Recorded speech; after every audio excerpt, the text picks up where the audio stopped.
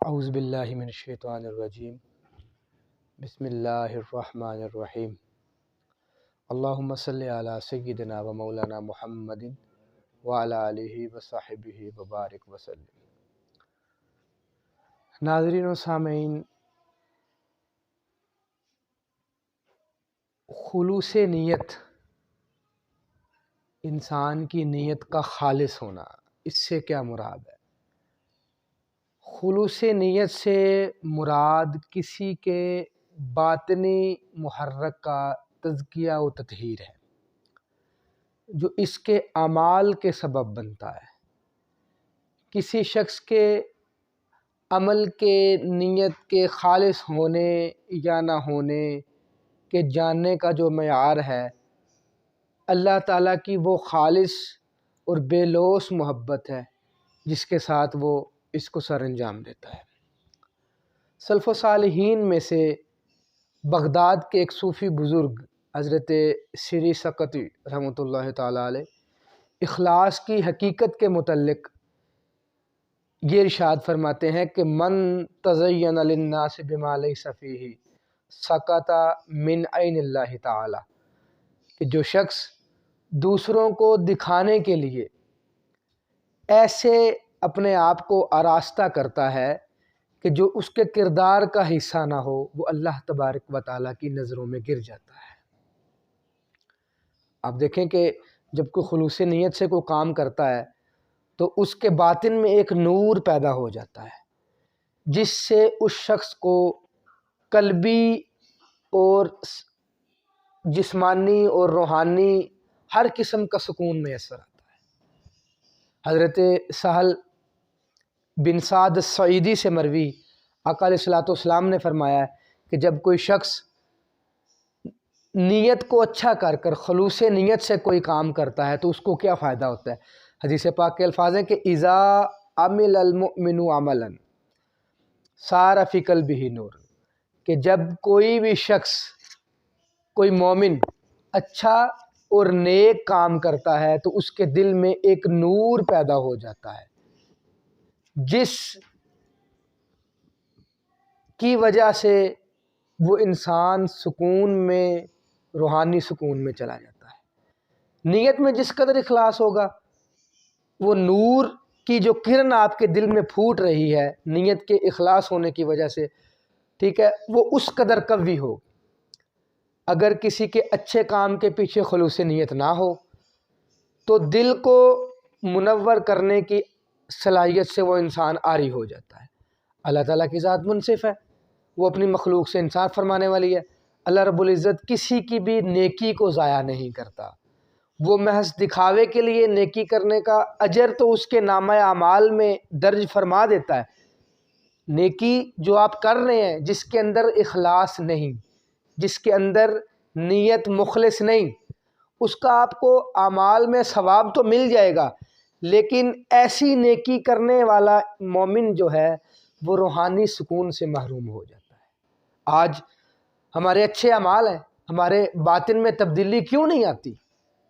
اس کی وجہ کیا ہے؟ اس کی وجہ یہی نیت کا خالص نہ ہونا ہے۔ ہم اپنی روزمرہ زندگی میں کئی ایسے افراد دیکھتے ہیں، مثلا مثال کے طور پر پیر ہیں،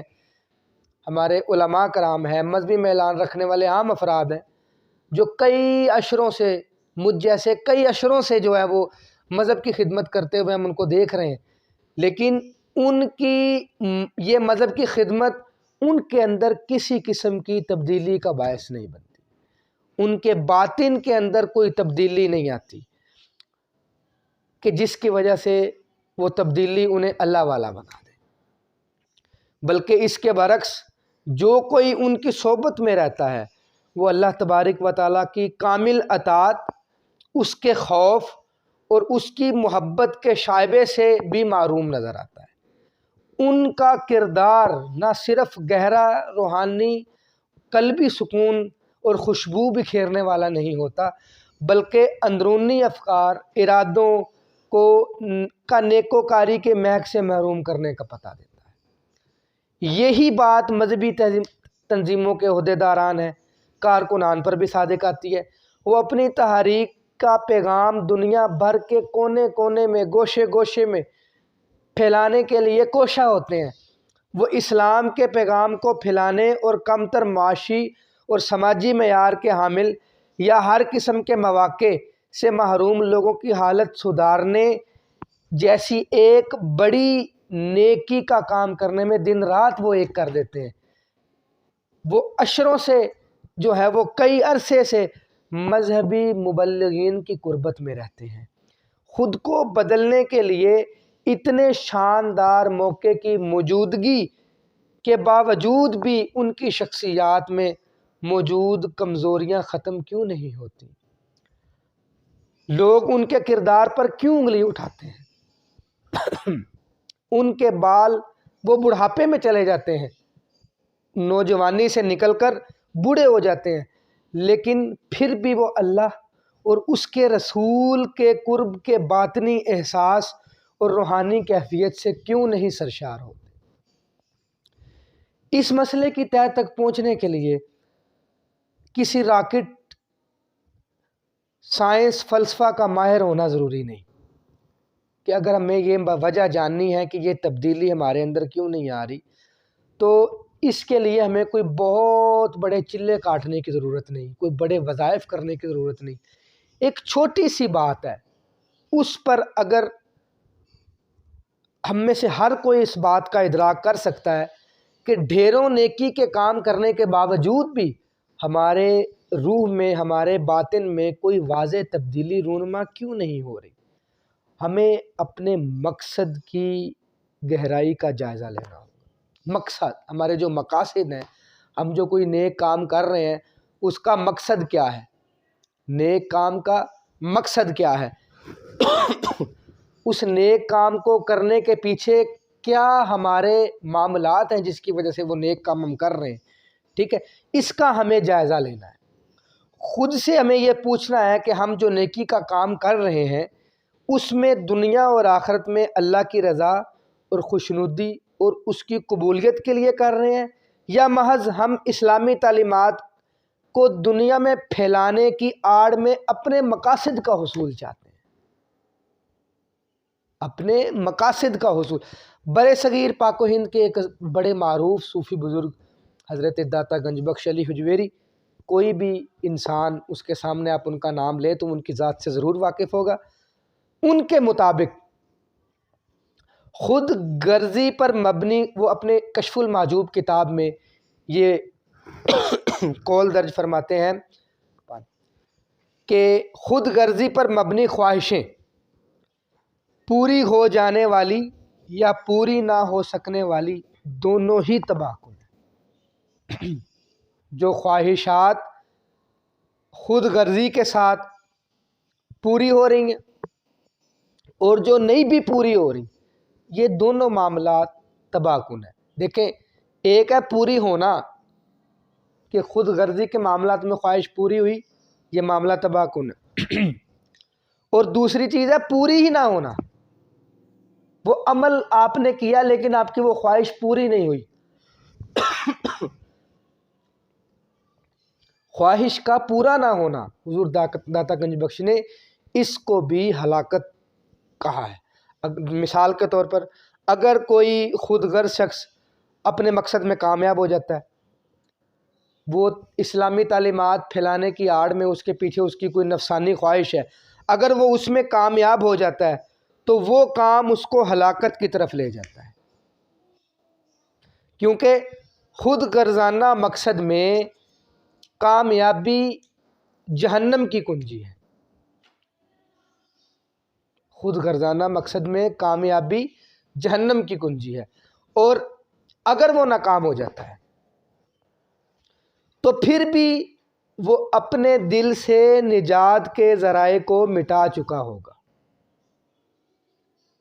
اپنے دل میں سے وہ یہ معاملہ ختم کر دیتا ہے کہ اب میری نجات ممکن نہیں، کیونکہ میں نے کام کیا لیکن وہ پورا ہی نہیں ہوا، تو یہ سوچ اس کو ہلاکت کی طرف لے جاتی ہے۔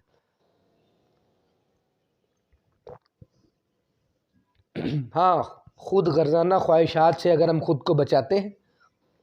تو یہ ہمارے لیے جنت کی کنجی ہے، جیسا کہ قرآن مجید میں سورہ نازعات میں ارشاد ہے، اللہ تبارک و تعالیٰ نے فرمایا وَأَمَّا مَنْ خَافَ مُقَامَ رَبِّهِ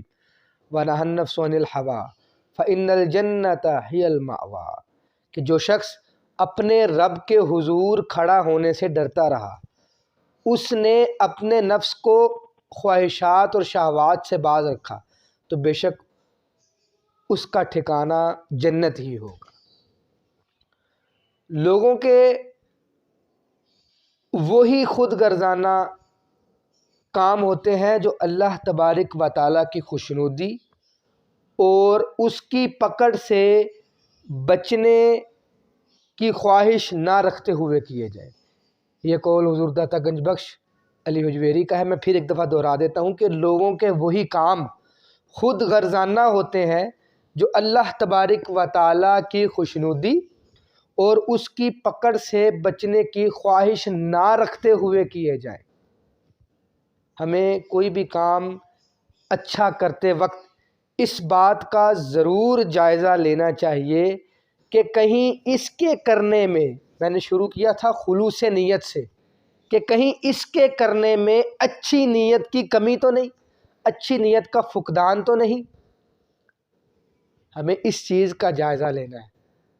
ہم پر یہ حیران کن حقیقت کھلے گی کہ ہم کئی ایسی گھٹیا خواہشوں اور شیطانی خصلتوں کے زیر اثر ہیں کہ جو ہمیں اللہ کے رستے سے دور کر رہی ہیں، جو ہمیں اللہ کے رستے سے بھٹکا رہی ہیں۔ ہمارا سارا زور کاموں کی تعداد پر ہے۔ ہم زیادہ سے زیادہ نیکیاں جمع کرنے کے لیے کام نیک کر رہے ہیں، لیکن اس کے پیچھے ہماری نیت خالص نہیں ہے۔ ان کے معیار پر ہماری توجہ صفر ہے۔ اچھائی اور برائی یہ دونوں اکٹھے مل کر نہیں چل سکتے کہ ایک انسان کے اندر اچھائی بھی ہو اور ساتھ برائی بھی ہو۔ ایسا معاملہ اگر ہم ساری عمر مستقل مزاجی سے نیک کام کرتے رہیں لیکن اس میں اندھے حیوانی جذبات کی آمیزش ہو، ہم نیک کام ساری عمر کیے ہیں لیکن اندر مقصد جو ہے وہ شیطانی خصلتوں والا ہے، نفسانی خواہشات ہے، حیوانی جذبات ہیں، تو ہمارے اندر آسودگی اور اطمینان کبھی پیدا نہیں ہو سکے گا۔ جب مذہبی فرائض کی ادائیگی برے اوصاف، بری سوچوں، غیبت، ذاتی مفاد یا بدعنوانی سے جڑی ہو تو نیکی کی روح برباد ہو جاتی ہے۔ ہم نیک کام تب ہمیں فائدہ دیں گے جب ہمارے کام کے اندر نیت کا خالص ہونا، اللہ تبارک و تعالیٰ کی خوشنودی ہونا اور اس کا خوف ہونا۔ میں وَأَمَّا مَنْ خَافَ مُقَامَ رَبِّهِ کہ جو انسان، جو شخص اپنے رب کے حضور خوف سے ڈرتا رہا اور اس نے اپنے نفس کو خواہشات اور شہوات سے باز رکھا، روکے رکھا، تو کامیابی اس شخص کی ہے، اور جو ایسا نہیں کرتا اس کی روح برباد ہو جاتی ہے۔ اسی طرح کی نیکیوں کا بوجھ نہ دل کے بوجھ کو ہلکا کرتا ہے اور نہ ہی کردار کی اصلاح کا باعث بنتا ہے، کیونکہ اللہ کی نظر میں ہمارے افعال، اللہ تعالیٰ کی جو نظر ہے وہ ہمارے افعال اور دلوں پر ہوتی ہے، لہٰذا ہمارے دل اور افعال، ہمارے جو دل ہیں اور ہمارا جو دماغ ہے اور ہمارے جو افعال ہیں ان کو ہمیں بے داغ رکھنا چاہیے۔ افعال بھی جب دل بے داغ ہوگا، دل اور دماغ جب ہمارا یہ دونوں چیزیں پاک صاف ہوں گی، ان کے اوپر کوئی داغ نہیں ہوگا، تو ہمارے افعال خود بخود جو ہیں وہ بہترین ہو جائیں گے۔ اختتام پر میں حضرت ابو ہریرہ سے مروی ایک حدیث پاک اسی ضمن میں کہ ان اللہ لا ینظر الی صورکم و اموالکم کہ اللہ تبارک و تعالیٰ نہ تمہاری صورتیں دیکھتے ہیں اور نہ ہی تمہارے مال، نہ صورت دیکھی نہ مال دیکھا، وَلَكِنْ يَنْظُرُ إِلَىٰ قُلُوبِكُمْ وَأَعْمَالِكُمْ بلکہ وہ تمہاری نیتوں پر اور تمہارے اعمال کو دیکھتے ہیں۔ نہ صورت دیکھتے ہیں نہ مال دیکھتے ہیں۔ ایک انسان اللہ تبارک و تعالیٰ کی راہ میں خیرات کرتا ہے اور اس کے خیرات کے اندر 1.5 لاکھ روپیہ ہے، لیکن اس کی صورت بھی بڑی خوبصورت ہے، لیکن اس کے اس عمل کرنے کے پیچھے خالص نیت نہیں ہے، اس کے پیچھے مقصد ٹھیک نہیں ہے، اس کے پیچھے اس کا معاملہ جو ہے وہ بہترین نہیں ہے کہ وہ نیت اچھی رکھ کر یہ کام کر رہا ہے۔ اور ایک طرف وہ شخص ہے کہ جو بالکل بدصورت ہے لیکن اس کے دل کے اندر اخلاصیت ہے، وہ خلوص دل کے ساتھ، خلوص نیت کے ساتھ وہ یہ کام 1 روپیہ اللہ کی راہ میں خیرات کر رہا ہے، تو اللہ تبارک و تعالیٰ اس 1,00,000 کو نہیں بلکہ اس 1 روپے کو جو اس کے راہ میں خیرات کیا گیا اس کو دیکھے گا۔ تو ہمیں اپنے مقاصد پر اور اپنی نیت پر غور کرنا ہے۔ اللہ کریم کی بارگاہ میں دعا ہے کہ وہ ہمیں ہمارے دلوں کو اور ہماری نیتوں کو خلوص کے ساتھ اعمال کرنے کی ہمیں توفیق دے۔ اس کے ساتھ ساتھ اب